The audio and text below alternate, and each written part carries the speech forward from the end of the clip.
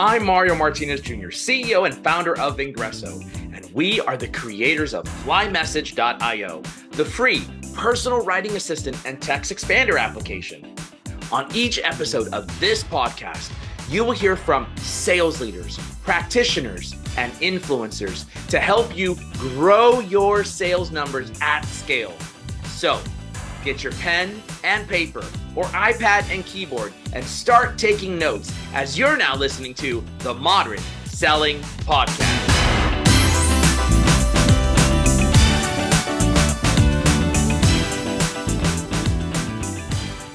This podcast is brought to you by Korn Ferry. Korn Ferry integrates their consultancy, Miller Heiman sales methodology, and technology to bring you Korn Ferry Sell for Salesforce and Microsoft Dynamics 365. Learn more at kornferry.com/sales effectiveness. Ladies and gentlemen, welcome to this episode of the Modern Selling Podcast. And man, I'm stoked today. It's been a long time coming. I've been wanting to get my friends over at Chili Piper. You probably know of them. You've used the product. I think everybody has in terms of calendar meetings and functionalities. One of the greatest tools ever to be able to engage with a prospect. And I've got none other than my friend, Mr. Tom Rowe, SVP of Sales at Chili Piper. Tom, welcome to the show, buddy. Thanks for having me, Mario. I hope to match your energy today. Hey, man, all we have to do is have a great conversation, and everybody listening in will enjoy this podcast. I'm positive of it. If I like you, they're gonna like you too, man. Very good. So listen, do me a favor, give us a little background about yourself and talk a little bit about your history and some of the sales leadership related roles that you've had. So just give everybody an opportunity to get to know you a little bit, and then I've got a very special question that I ask all my guests. Very good. Yeah, so I think you covered the basics. I'm currently SVP of Sales at Chili Piper. I've spent a little bit over a decade across what can loosely be defined as tech sales. So back in 2010, 2011, I joined Groupon as a pre-IPO company. In my first sales role, became a sales leader there. I took over sales leadership for our travel business, which was a team of 50 folks doing about $500 million a year in revenue. And then have gone through some smaller startups, leaner startups before landing in SaaS at Chili Piper about a year ago. Fantastic. And I loved Groupon. I just got to tell you, I know this is not a plug for Groupon, but I got to tell you, when that thing came out, I was finding Groupons everywhere. I don't even know what happened to them. Are they still even around? They're still around. For my own skill set, at some point you find that selling mani-pedis at half off is a skill set that was a little bit pigeonholing in nature. So still around. I think still doing decently well, all things considered. Hey man, don't make fun of the mani-pedis. Like I'll do mani-pedis all week long. That'd be a first for me. I'm messing with you. I love it. Fantastic. And now at Chili Piper, give me an idea of exactly what is your role. Obviously SVP of sales, but is it SDR, AEs, globals? What do you got there at Chili Piper?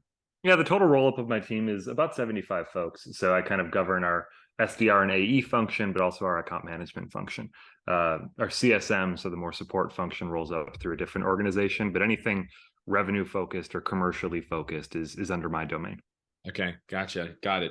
And of course, I mentioned to you that I have a very special question. I ask all my guests this question. So I'm looking for something juicy. All right, so get your thinking cap on here. But I'm looking to tell us something nobody knows about you, even if they're looking at any or all of your social profiles.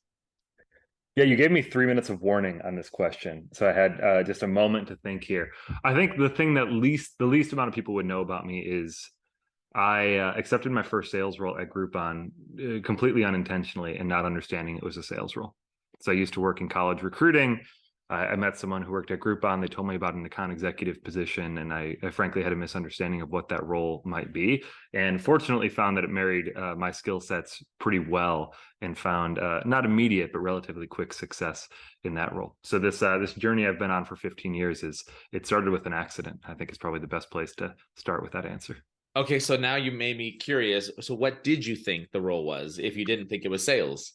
Oh, that's a fair question. I was young and naive enough that I think I was comfortable not knowing. But I think I thought maybe there was some editorial work and perhaps some more creative liberties to be taken, and just partnering with local merchants that wanted to jump on the boat, if you will, not understanding that I'd be cold calling manicurists to try to get them to sell their $40 manicure for $20. So that was a lesson I learned pretty quickly.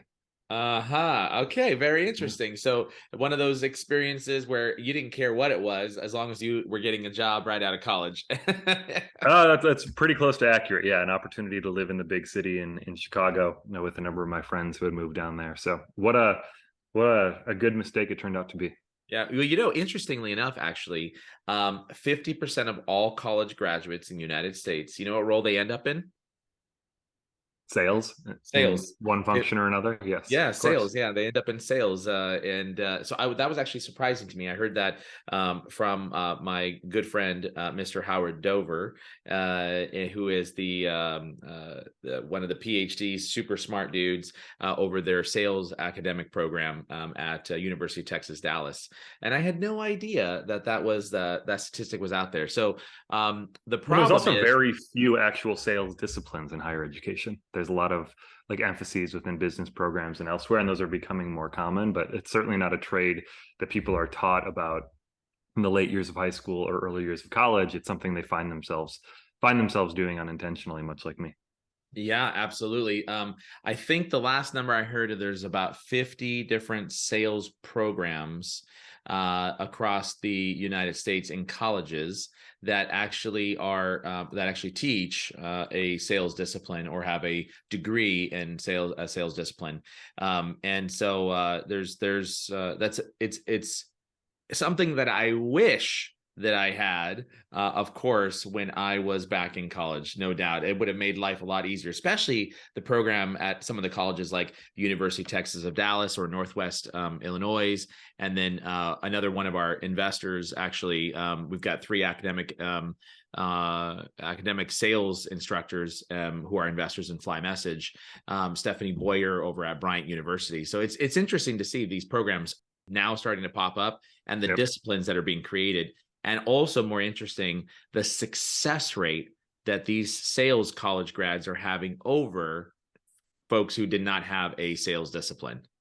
Yeah, I think any academic understanding of sales processes gives people such a leg up, especially in the universe that we exist in SaaS sales, people who come up through an SDR function.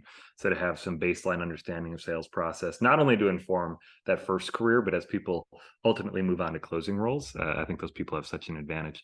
A guy from Groupon, a guy named Brian Barr, created a company called Victory Lab, which was effectively an incubator to teach exactly that profile of folks, the basics of sales. And he's had a really successful time over the course of the past decade handing those folks off to other companies as more finished products than what we're used to hiring straight out of college. So there's a market for it, and I think more colleges and universities will step into this space of making sure that there's some academic rigor around it as well, not just guys like you and I training first time SDRs. It's very much a needed requirement, and the success rate, I think, is astronomically high. Well, let's talk about success rates, and let's talk about the hardest thing that I think exists in sales, which you've got, I've got, we've all been challenged by, and especially new college grads. They're always ending up into a prospecting role. Of course. And we're going to talk a little bit about that. We're going to talk about discounting. Oh my gosh. Today is 12:30. And this date here, we've got vendors who are trying to volley for my business right now that are slashing their prices. Of course, yeah. Timing is ripe to go get probably the best deal of the year right now for a number of folks. If you can actually get the salesperson on the phone, so it's probably a timely discussion for us to have. So I'll tell you, last year, this same time, December 31st, if I'm not mistaken, ended on a Friday on last year, Yep. if I think I'm not mistaken, or whatever the last Friday of the month was. I think it was December 31st. And that day, I emailed first thing in the morning, pre-scheduled emails that went out to two different vendors that we were looking at buying software from. And I had pre-scheduled, right? Went totally silent, totally quiet. For the last 2 weeks of the year, they were pinging me, calling, totally quiet. Pre-scheduled 2 weeks in advance. All right, guys, in order to be able to make this deal happen, this is the price point that we need to get to. And of course, I asked for 30 to 40% off discounts, right, at the last day of the month. And that message went out, I purposely, I'm the worst guy to sell to is a sales guy, right? Of course, yeah. So purposely went quiet for 2 weeks, did exactly what I wanted to do to get exactly what I wanted, which was in some cases a 30 or 40% discount off of whatever it is that I was buying. And this were some mainstream vendors out there, right? Large organizations, billion-dollar companies. What do you think I got, Tom? What do you think I got on December 31st? I can guarantee you got 20% or more off. I would imagine one of them you probably got the full ask off to sign that day, and maybe somebody else you use that as anchoring and met in the middle somewhere. But you tell me. I was doing calls their time on the East Coast, and it was 11 p.m. at night for them to get the deal across the finish line. That's how bad I knew that they wanted this deal. And I got my 40% off and my 30% off. I didn't take anything less because I didn't have to buy the product. I could have easily waited and I could have put along. It made my life easier, of course. Yeah. Of course. And so Remind me not to come to your New Year's Eve party ever. so I knew that this is what I wanted. And by the way, yeah, exactly, because I'm negotiating a deal while everything's going on, right? Yeah. That having been said, I got what I wanted, and I knew the game, and the game was all about discounting. And it's the end of the year, and people offer these discounts, and inevitably, at the end of every quarter, at the end of every month, not every month, at the end of every quarter, most certainly, and at the end of every year, I get those emails saying, "Hey, we're doing a promo right now, buy one get one free, or 22% off, or do this, do that, and you're going to get this," right? But you recently wrote an article on a stance about discounting, and talk a little bit about that, and why did you do it, and how has it worked for you? Yeah, I think the long story short, Mario, is that I believe, and Chili Piper believes, that game is optional, and that game serves nobody. My suspicion is that when you got those emails that said 22% off to close out 2022, or whatever that message was, it didn't make you feel particularly good or particularly valued. And I don't think that 22% off would have been hard to find if it weren't the end of 2022. I think that's a price you could have gotten otherwise. So the stance that Chili Piper's taken is that we don't discount. And that is a stance that has universally permeated our entire customer base. So we've got a couple thousand customers, and not a single one of them has gotten a penny less than the customer next to them, right? And I think what that's allowed us to do is, one, look every customer in the eye, knowing that we treat them all fairly, whether it's Bob's Accounting or name your Goliath customer of ours, which I'll avoid doing for the sake of this discussion. It's actually helped to speed us up. It's helped to depend on our salespeople to be good salespeople and build value, rather than pulling these levers to close out the year. So it's novel for us, certainly within SaaS. I think it's rare for folks to do this. But what it allows us to do is we get to post our pricing publicly. You can go to G2, you can go to our website, you can see exactly what a license costs, you can see exactly what a platform fee costs. So by the time somebody comes in to talk to one of my salespeople, obviously they've already done their Chili Piper research. Most of our demand is organic. So those people have already likely seen pricing as well. So by the time they chat with us, where I think some people think offering a discounting strategy will actually speed up your sales cycle, I'd contend to the opposite. We don't have to have the 2-3 rounds of back and forth, or the 2 weeks of Mario going silent before I come to him with the discount offer, because it is universally understood up front that we're not going to discount, and you're going to pay the same price as our current customer base and the other people that signed up that same month. So that's the basic premise of the policy, Which is not consistent with pretty much 98% of all other SaaS companies. Would you agree with that? Yeah, and it's something that Chili Piper, I inherited this policy and I fully support it, but Chili Piper's been doing it since the jump, if you will. And I think that 9 times out of 10, that's going to be the way to execute on this. So like, I would plea, as a software buyer myself, we ask for discounts. It's often not a demonstration that we don't think the value of the product we're buying is there. It's that we really want to get the best price. We want to feel like we won. We want to make sure that nobody's getting a better deal than us. And when people buy from us, they know they're getting as good of a deal as everybody else. So I think this like win-loss dynamic in negotiations, it's not because somebody thinks our product is worth 30 and we charge them 35. It's because they just want to get a discount and make sure they get the best price. So yeah, I think it's absolutely novel, but starting with that policy upstream Gosh, I would love to buy software and know there was a list price and know that by signing on the dotted line with that list price, I was getting the same deal as everybody else in the market. But we're one of the few companies I think that's true for. So how do you deal then with competitive pressures? That obviously you have some great competitors that are in your guys' space, reputable companies that are significantly large. Of course. How do you deal with those types of challenges when you've got competitive pressure and you've got budget challenges that companies are looking to solve a problem with only a specific budget? What are your solutions to the sales leaders out there that say, all right, I love your idea, Tom. Yeah, it would be great in practice to never give discounts, right? Yep. And it would be great in practice, but we have two things that work against us. We're in a super hyper competitive environment, and maybe they're talking competition, and that competition is at parity with us, right? Yep. Or we have a situation where a customer comes in and they're looking to solve a problem, but it's a marquee type of customer, right? It's a big name that's what we want. It's a land and expand process, and we know that if we can get our foot in the door, we'll be able to expand. How do you address both those two problems? Yeah, I think it's two separate questions. So regarding the competitive question, we're priced really well in the market, and that's a challenge that everybody should have. Everybody should be doing this exercise to say, what is the market priced at? Where should we be priced? And then be able to stick to that price. Because what people are doing right now is they're saying, what is the market priced at? Where should we be priced? And then they discount off of that number, right? So they end up selling themselves for less than they believe they should be selling themselves for.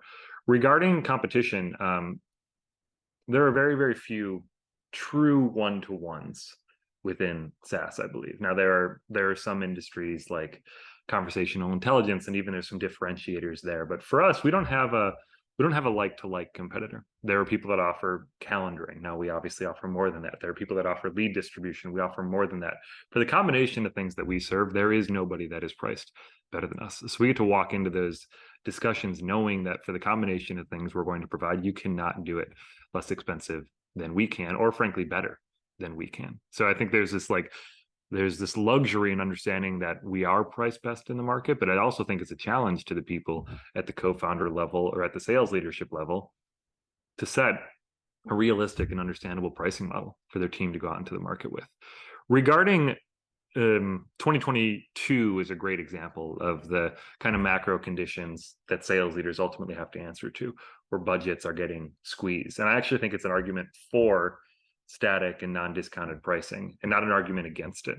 Because, for example, if Chili Piper didn't have this no discounting policy, you can imagine that of our couple thousand customers, you can imagine how many of those customers at renewal this year would have been asking for a discount in response to the current market conditions. We heard that quite literally hundreds of times. Our immediate response there with really no negotiation, it's not to be callous, was, hey, we don't offer a discount. That's not part of this equation when we talk about your renewal here. So instead of us going into 2022 and trying to get to our 90+% logo retention and having to discount to do that, we got to sell the value of what our service offers and got to maintain that 90+% logo retention while also not taking on a bunch of contraction in the form of lowering price. Now, just like everybody else, headcount decreases across the industry. Maybe we had to take on some contraction there, but never at the expense of price. We never had to say to somebody, you were paying 30, now we're going to strike you down to $21 because of the market conditions, because of your budget constraints. That's not part of the game we play. And frankly, I think it strengthens relationships. Really, like, the renewal process is so much easier and better for everybody involved because of this lack of discounting. I want to address the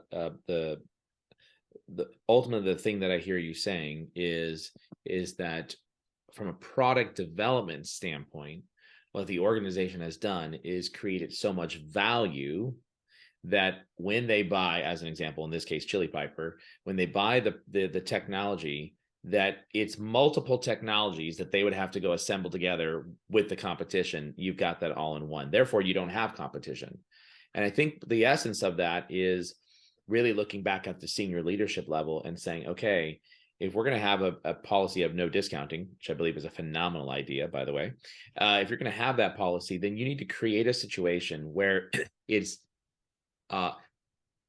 almost impossible for someone to say, well, I could go buy competitor A and get this calendar functionality. I can go buy competitor B and get this, lead page functionality, right?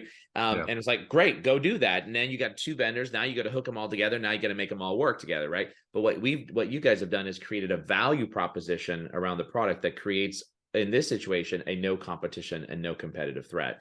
And so I think anybody who's listening in, when you go march in to talk to the marketer, or you go march in and talk to the product officer, or talk to your CEO, I think one of the things we're saying here is, hey, you should be ideating, how do we bring so much value around our product that you don't have a competitor, which then puts you into the position that you guys are in. Would you agree with what I just said? Absolutely. And it's your salespeople will thank you for it, right? If our product was priced above the sum of our competition, meaning the perhaps two services we offer, calendaring and lead routing.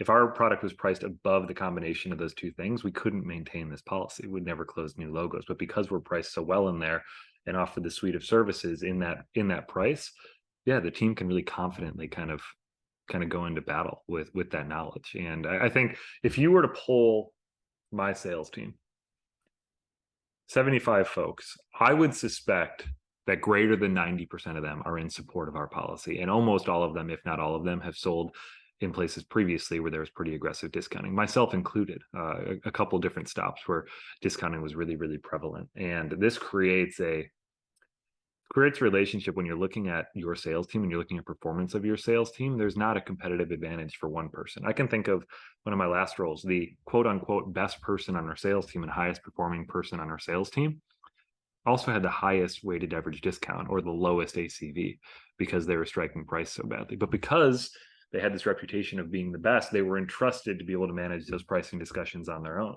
But in retrospect, you go think about the person that's consistently selling at 40% off and wondering why they close more deals than the person who is at 10%. That discounting was so aggressive that they were taking shortcuts. And I wrote this article, and I am not one, Mario, to step out into the limelight often with a lot of articles or other things. But I had buddies reaching out to me, asking me about this discounting policy. And the basic arithmetic is this. If your weighted average discount for your company is, call it 20%, the only way to justify that discounting policy is if your win rates are 20% higher because of that discounting. And I'd contend that that's just not reality for 99% of people. You can convince yourself, if you were in a sales process with me, Mario, and I got you to a 30% discount and you signed, I could convince myself that I wouldn't have closed you without that deal. But you start to look at like the pain you will feel because of that. Next year when I renew you, you're going to be 30% lower price. When you become a larger and larger customer, you're going to expect lower and lower price because of that. There is no way that the sum of that discounting is not greater than the impact on win rates, right? Which is why I would just contend like 20% weighted average discount. There's no way your win rates would go down by 20% if you didn't give away those discounts. So one of the things that you said earlier was talking about retention and discounting. You got a customer, large or small, they come back in year 2, year 3, whatever it might be. I heard you say the number 90% retention rate. Mm-hmm.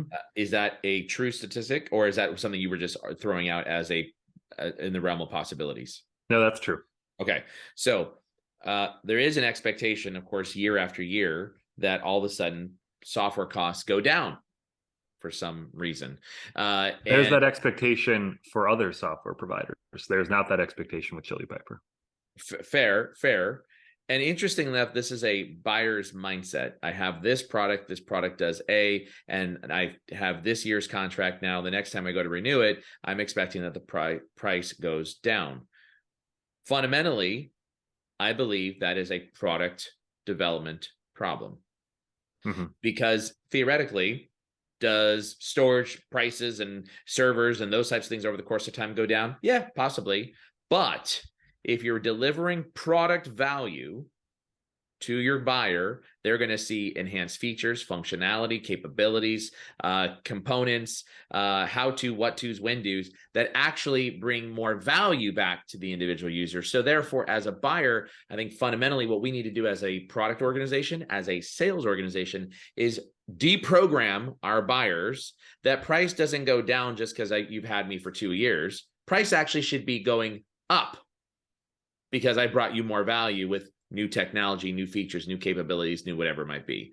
Mhm. So this is very interesting because I can assure you that even myself on renewals, I go and use the, hey, I've been with you for a couple of years and I'm totally okay with switching out the provider to a so-and-so or such and such. This is the price point I'm looking at. This is the price point I'm getting. Give it to me. Mhm.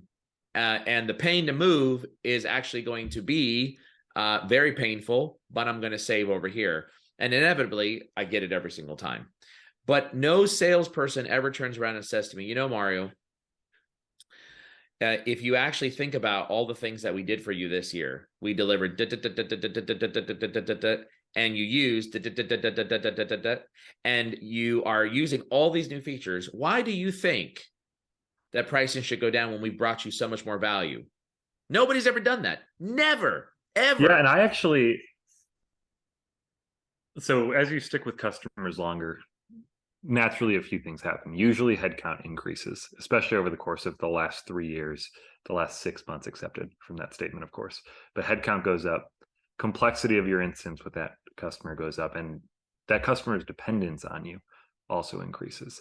And I actually feel like as customers become more dependent on your product, as the complexity for what you're serving to them increases, as the amount of folks that they have on your software increases, typically tolerance for price also increases. Where, yes, if the expectation is set, especially with larger organizations who pay people in procurement to handle these negotiations, they know that 90% of the time they go to folks and they say, listen, we want to renew, but there's budget cuts and we need 10% off, and they ultimately get that. The reality is that you're actually in more of a position of power the longer you have a customer, because the cost for them to change off of your software and replace you as the incumbent increases the longer they're with you.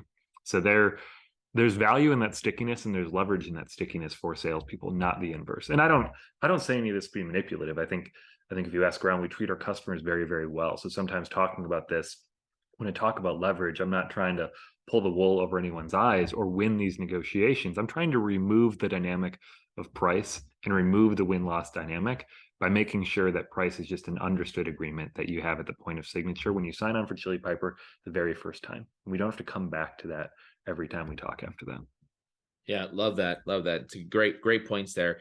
I want to move into talking about booking meetings. Obviously, you guys Yeah. have some strong capabilities in terms of being able to connect buyers and sellers together that allows buyers and sellers to instantly book meetings with salespeople, or salespeople to book meetings with customers. I want to talk a little bit about the value of that in terms of buyer-seller relationships and this buying experience that begins right there from the first time that you start booking meetings. Yeah. But before we talk about that, we're going to listen to this message from our program sponsor. Korn Ferry understands talent, and in the sales world, it's no different. Korn Ferry transforms sales teams using their world-class Miller-Heiman methodology, employee assessments, benchmarking, and talent advisory capabilities to increase win rates and quota attainment.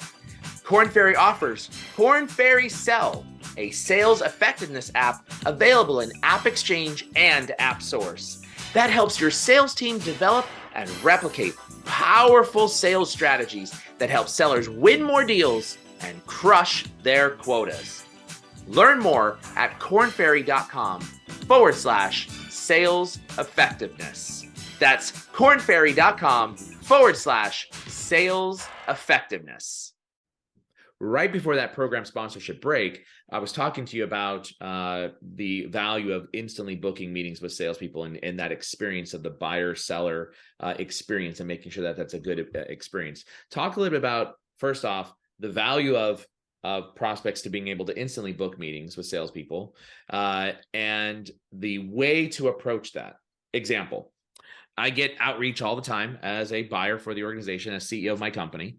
And I get sellers who send me a message saying, I'd like to talk to you about whatever the product may be. We solve whatever business problem that they may solve. And I'd love to have 30 minutes on your calendar to be able to discuss, how you're solving these challenges, or are you solving these challenges? Here's my booking link. Go ahead and click here and book a meeting. All right. Now I'm an old school type of guy, and I come from the school of thought of, look, I'm not going to go and book meetings on your calendar. You work for the meeting, right? That's just my mentality. And by the way, we trained tens of thousands of salespeople, but I do have an alternative way, and that is my outreach might be reach out to you, Tom. Here are 3 dates and times: 2 weeks out, 3 weeks out, and 4 weeks out. If I'm selling to a C-suite type of buyer. Why 2 weeks? Because most calendars for a VP and above is booked out generally about 2 weeks. I do 2 weeks out, 3 weeks out, 4 weeks out. And then I write, alternatively, if neither of these dates or times work, to avoid email scheduling volleyball, here's my link that might make it easy for us to be able to schedule a discussion. Does this work for you? That's what I always close with. And inevitably, my meeting ratio, ever since I've been using calendar invitations, something very similar, is at least a 50% or greater booking rate, because people have got 3 dates and times, they can look at it, and or they can click on the link. So talk a little bit about the allowing a prospect to be able to instantly book meetings, the right way, the wrong way, using calendar links first. And then we'll talk about some of the other experiences behind that. Yeah, there's so much to unpack there. So Mario, you and I disagree, which is fine. Reasonable people can disagree. But put yourself in the position of inbound form submission, right? You or I is going out to look and buy some software. We heard about this software. We identified this problem we have. We're going to that software company's website, filling out an inbound form. What you and I disagree about is that if I'm shopping for that, I won't even consider a meeting 2 weeks out, 3 weeks out, or 4 weeks out. I want that meeting tomorrow. And frankly, if I'm the potential software to sell to you, Mario, I want you to book tomorrow, because I recognize this is a pain point for you today. So what the dynamic that you're talking about is you're emailing back and forth with me, and I say, Mario, grab some time for next week. And you want me to have to work for that. That's not the dynamic for inbound form submissions. For inbound form submissions, you're already shopping. And what Chili Piper does, but take Chili Piper out of it, is we say, great, Mario submitted a form. We're going to go ping the CRM to see if Mario is a known quantity. If so, Mario is going to get the calendar for the AE assigned to Mario's account. If not, we will round robin Mario to the qualified person for his region or company size. So you, after you hit submit on whatever inbound form, you get to book a time for the next day or 2 days after, or frankly, if you want, Mario, for 2 weeks later.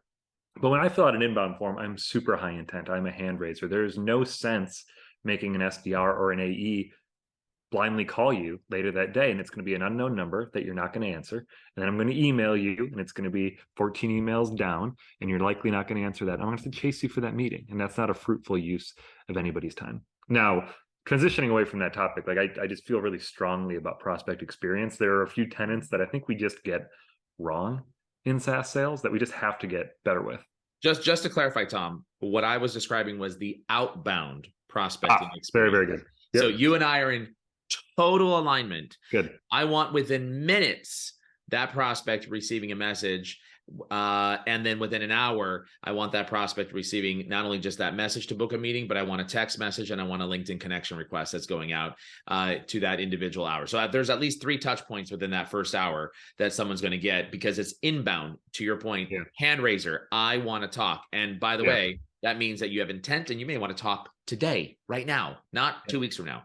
And the whole concept of speed to lead, I think, needs to be put to bed. If that speed to lead, in my contention, is greater than 0 minutes and 0 seconds, you're doing something wrong. What value is there for you in having to wait to hear from somebody, whether it's 60 seconds later, 60 minutes later, or the next day? Who does that benefit by making you wait to then schedule that meeting? If people aren't booking that meeting, and you submitted an inbound form for whatever company because you wanted to learn about what that company could offer you and at what price, and you wanted to see it in action, what value is there for you to not getting that meeting scheduled at the time you submit that form? Yeah, absolutely agree with you.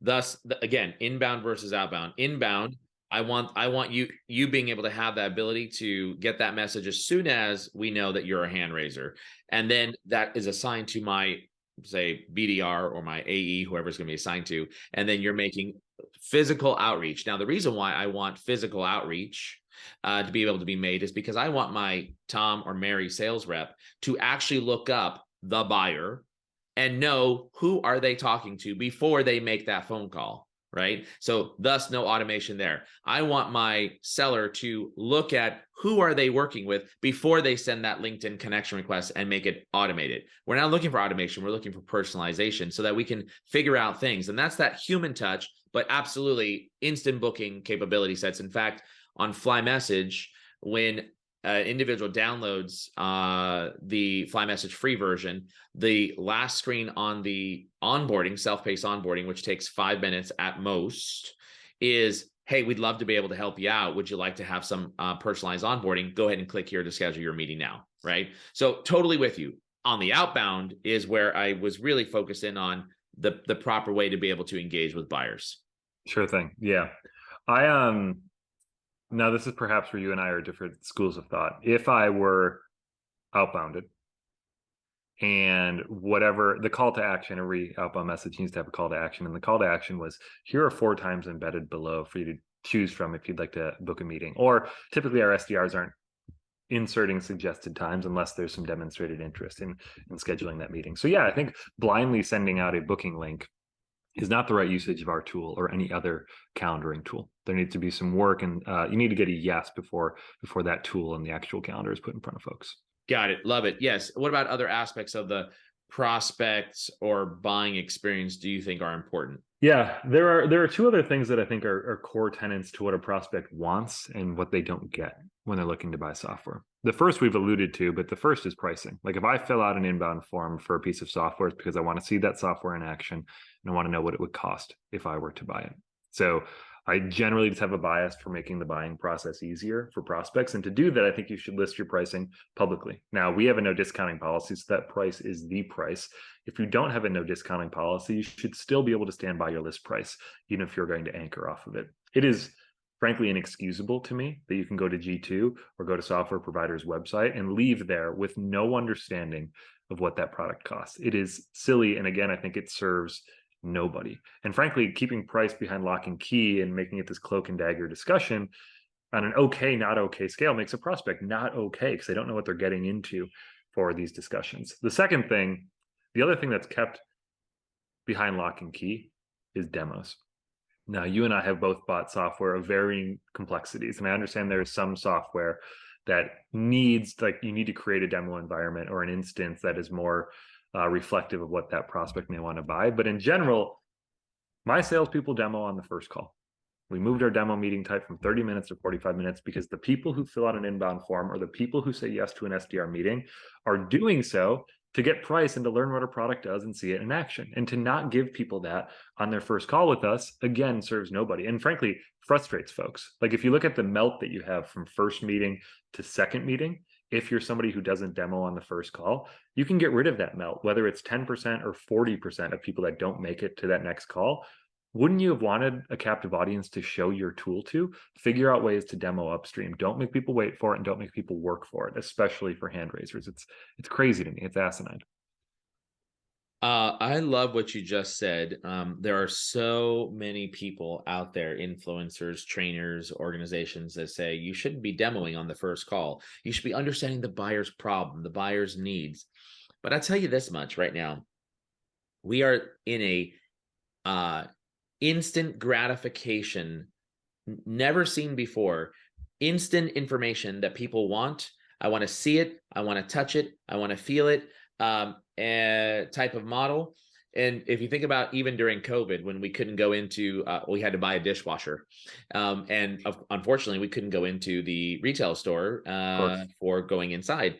And so I needed to experience this dishwasher without touching it. It was the first time that I've ever bought an appliance ever that I couldn't touch and feel. But what they did online was they built, first off, a video tour of the product, and then they built a screen by screen front panel, the pull, I don't even know what you call it, the handle, the front panel, all the buttons, and then what it looked like when you pressed them. And it was a whole entire buying experience. I thought, oh, okay, I got it. Like, I don't need to touch it. It's I know what a dishwasher feels like.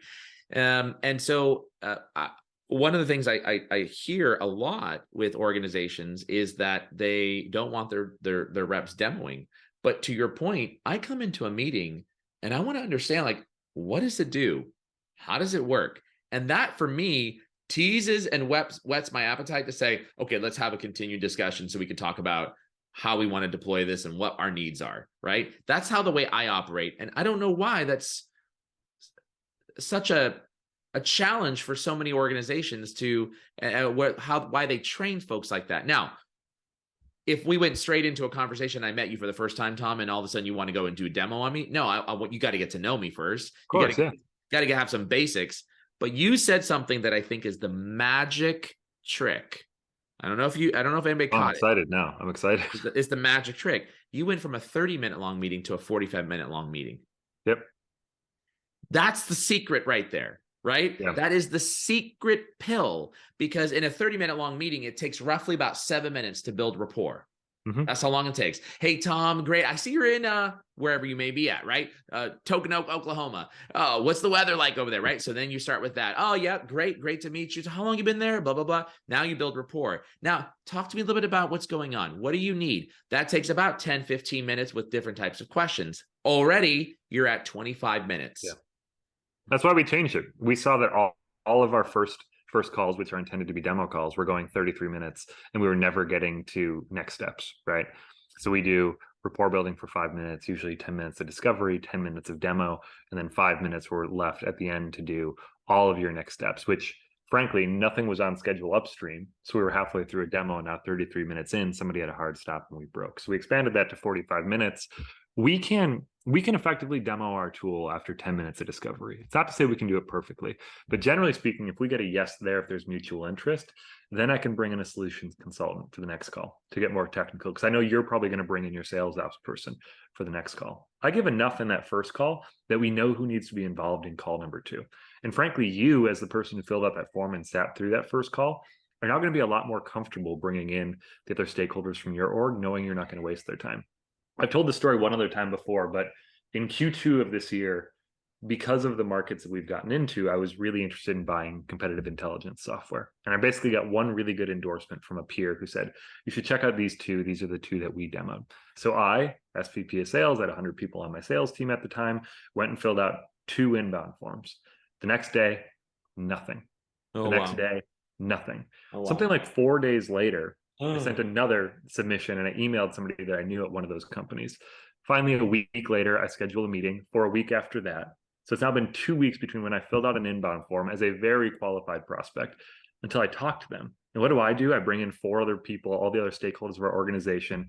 They schedule a 60-minute meeting and they do 40 minutes of discovery on me. And they end that call saying, what I'm going to do is bring somebody else in and we're going to do a demo next week. It's now been 3 weeks. Now, that experience was a 1 out of 10.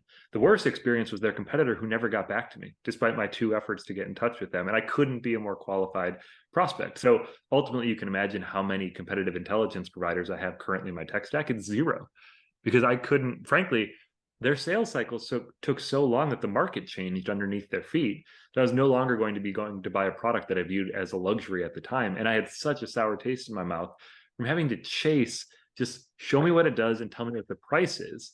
And if there's any mutual alignment there, then we can quibble about price if we need to. I can tell you our unique needs and you can show me how you can customize our instance. But it took me a month to get to that point and I was done. And frankly, I was embarrassed that I brought 4 other people from my org in to sit through an hour of discovery where we're all going to say the same thing. That was an expensive meeting to not buy software.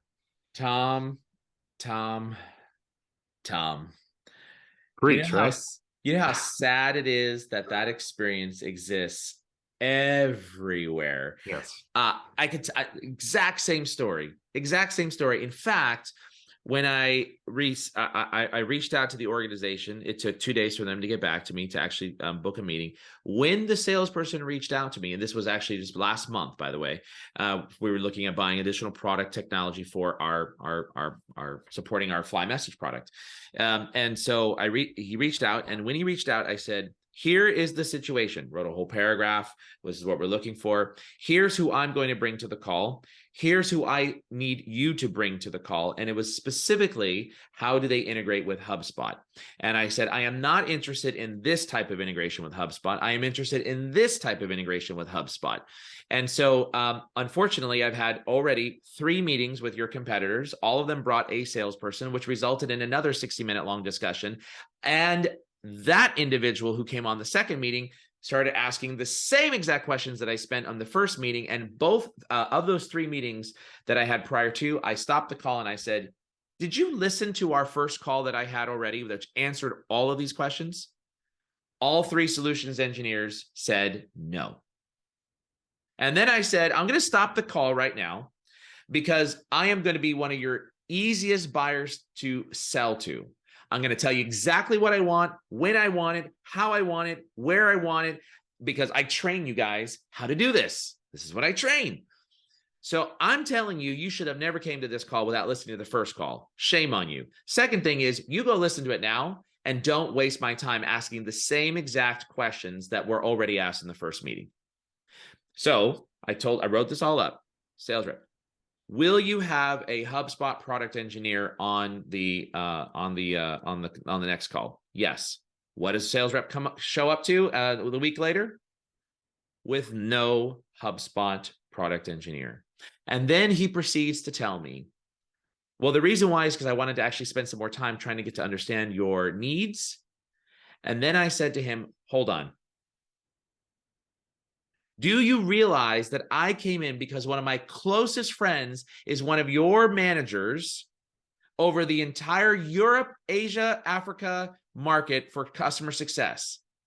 And he said to me, don't go buy these other products. Let me hook you up with this guy, with the sales team. This is the best path because you're going to really, really appreciate and enjoy, and I'll help you out. Do you realize that that's why I'm here? And I was like, no, thanks. I'm done. There's this super inverse relationship too, because those salespeople, for the person who doesn't object to the process they've been put through, those salespeople, when those deals ultimately close, say, how did it happen? They say, well, I went really deep on discovery. We did 2 different 60-minute calls. And likely that wasn't the reason, but there's this culture within sales of just go longer on discovery. People think that quantity is quality, and it's just certainly not. And oftentimes I think what we find is that a taste of what the product does, that short 10-minute demo, actually leads to the questions that are a more authentic version of discovery than a blind 60-minute discovery on its own. Now, we do 10 minutes of discovery, do 15 minutes of discovery, but we don't put somebody through 45 minutes of it before providing any value for them. And the value that you wanted, again, the reason you were on that call, price and performance. What does this thing do and how much is it roughly going to cost? And if I don't ante up with that value by asking you until a second call or a third call, you're going to exit that process. Amen to that, bro. Amen to that. And I think the best nugget that I walked away with here is for all of you listening in is, listen, take those. First off, you know what I hate, Tom, is people out on outbound. Can I have 15 minutes of your time? And I'm like, and then they take 2 hours. Yeah. 15 minutes. It takes you 7 minutes just to build rapport with me. What are you going to do in 7 minutes? What are you going to ask me that's going to be able to be like the secret nirvana question that I'm a qualified prospect? It is the most frustrating thing that I see. I hate the 15-minute call, but what I do love is, especially on the inbound, if someone's reaching out to you, turn your 30-minute call into a 45-minute call. Take the extra 15 minutes, divide it out. How did you say you divided it? 5 minutes for rapport, 10 minutes for discovery, 10 minutes for demo, and 5 minutes for next steps. Is that what you said? Yep. And inevitably something goes long in there, or a poor call can end at 30 minutes. Now a great call gets to take the full 45 minutes, and we allow ourselves time for next steps. Where previously at a 30-minute meeting, we didn't have that time. And for anybody who's fearful, so I with more of I believed I had some version of an economic mind when we made this decision. I was really concerned about the elasticity of time. As you asked for more time, we would have more form abandons because people didn't want to give up 45 minutes of time. 0 impact. There has been no impact to form fills to scheduled meeting going from 30 to 45 minutes. Now, we kept it short of an hour for a reason, and perhaps people are viewing 45 minutes as the same as as 30, but it's just been a universal win for us making that shift. And it seems subtle, but I think it's better for everybody. I love it. And the best part about it is you usually can't block someone's time for that 15 minutes afterwards. So after the call, they actually have time to go back to their email, think about a few things, go pee in the bathroom, right? Get a glass of water, right? Instead of being back to back to back to back. I love the idea. Fabulous advice. This was an excellent discussion. I know we went deep on about 3 different topics here, so I really appreciate it. Tom, we're coming up here to a close. If someone wanted to connect with you, if they wanted to reach out to you, what's the best way? Is it LinkedIn, Twitter, email? What's the best way? Certainly LinkedIn. You're not going to find me contributing much on any other social media, so you can certainly find me there, or Thomas at Chili Piper. All right, so Tom is not a tweeter, so make sure that you get out there and you connect with them on LinkedIn. And please, the folks who are listening in, make sure when you reach out to my boy Tom, tell him, personalized connection request message. I heard you on the Modern Selling podcast, so at least he knows where you came from. Tom, I got one very special question for you, and that is your all-time favorite movie. What is it? The depressing movie. So this isn't a feel-good answer, but the movie There Will Be Blood, directed by Paul Thomas Anderson with Daniel Day-Lewis, I think it's the best piece of like acting and directing I've ever seen in my entire life. And I think it's I am not a cinephile by any means, but I think it is as objectively as I can be the best film I've ever seen. I think more people should see it. And the title was There Is Blood? There Will Be Blood. It's a story about kind of westward expansion in the oil industry as people like got into California in the early days, and really, really interesting. I don't think I've ever heard of the movie nor seen it. I'll have to take a look at it. It's a good one. All right, there you go. Wait, what's your answer before you let me go? Oh, that's a great question. So, all right, so I'll tell you, my favorite movie of all times is still my childhood movie. It was The Goonies. Very good. It provided hope that there's something bigger in store in the future if you just stay persistent. However, I saw for the first time last night an amazing movie, and it was called Wonder with Julia Roberts and oh my God, Jesus, what's his name? Blonde hair, kind of the big nose. All right, I can't remember the guy. Owen Wilson? Owen Wilson, yes. Owen Wilson. There we go. Yes, Owen Wilson. Funny, I described him, blonde hair, big nose, and you knew what I was talking about. Yeah, I don't feel good about knowing that, and I don't feel good for him if he were to know that's how people were describing him. I saw that for the first time with my family, and do you know that I was crying the whole way through the movie, laughing and crying. It was such amazingly done film. And I've got boys who are 12 and 8, and it just hit home as a parent, as a child, facing obstacles. It was an amazing movie. I loved it. So Wonder is actually now my new favorite movie. Very good. I haven't seen it, so that'll be on my list. Take a look at it. For all of you listening in right now, hey, don't turn that dial just quite yet. We've got this very important message for you right now. Korn Ferry sales effectiveness solutions are increasing win rates by over 20%. Find out how they can help your sales team. Visit kornferry.com/sales effectiveness. That's kornferry.com/sales effectiveness. Thanks for listening to the Modern Selling Podcast. Please do me a huge favor and give the Modern Selling Podcast a 5-star rating and review on iTunes. Oh, and don't forget, if you'd like to save 20 hours or more in a month and increase your productivity, go right now and download Fly Message, that's flymsg.io, for free. It's your free text expander and personal writing assistant. Hey, thanks for listening in, and until the next episode, good selling.